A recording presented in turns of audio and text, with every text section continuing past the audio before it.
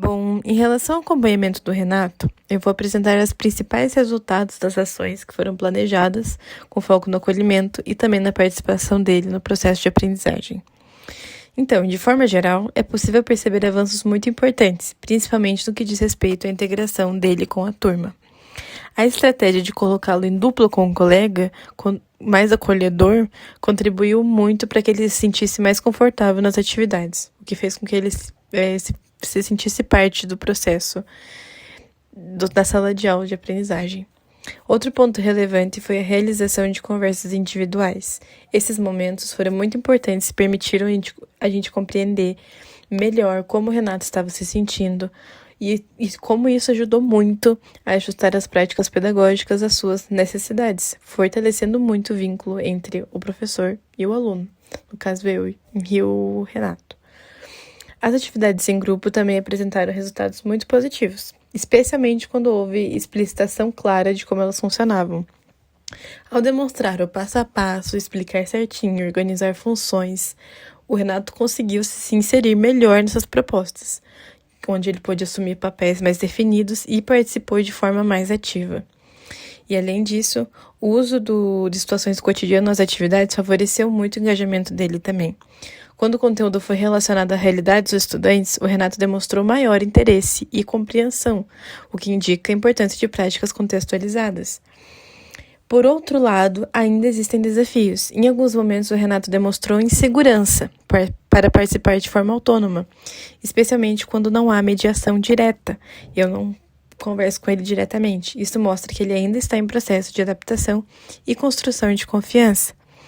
E também é importante destacar que ações como o fortalecimento da comunicação com a família, consolidação de uma cultura de respeito na turma, ainda estão em desenvolvimento, porque ainda precisa ser conversado com a família e com os estudantes.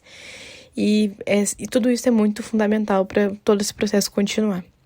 Então, de maneira geral, os resultados indicam que as estratégias de acolhimento e mediação têm contribuído muito para avanços significativos, mas ainda demandam continuidades e alguns ajustes.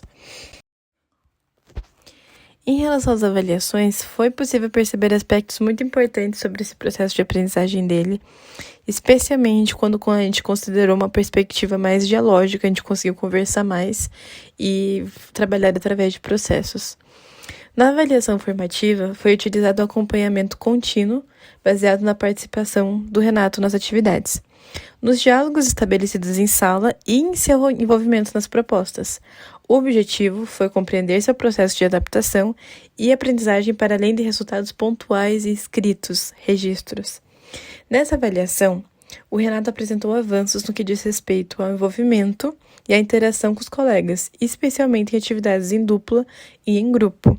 Ele demonstrou maior disposição para participar quando se sente acolhido e quando compreende o que deve ser feito, o que reforça ainda mais a importância da mediação pedagógica, que sem isso nada seria possível, né? Já na avaliação somativa, foi proposta uma atividade mais estruturada, para a gente conseguir avaliar melhor, com menor nível de intervenção do professor.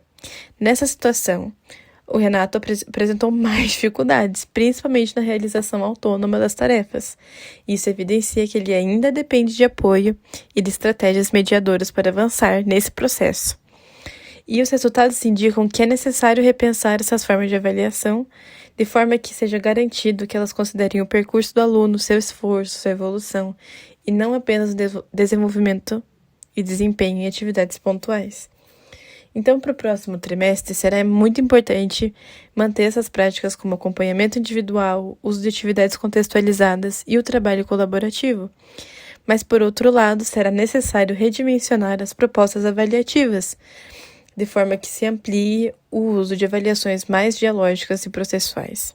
E, além disso, o fortalecimento da comunicação com a família também será muito importante, será essencial para a gente conseguir dar continuidade a esse processo de acolhimento e também de forma de apoiar o desenvolvimento do Renato para além da sala de aula.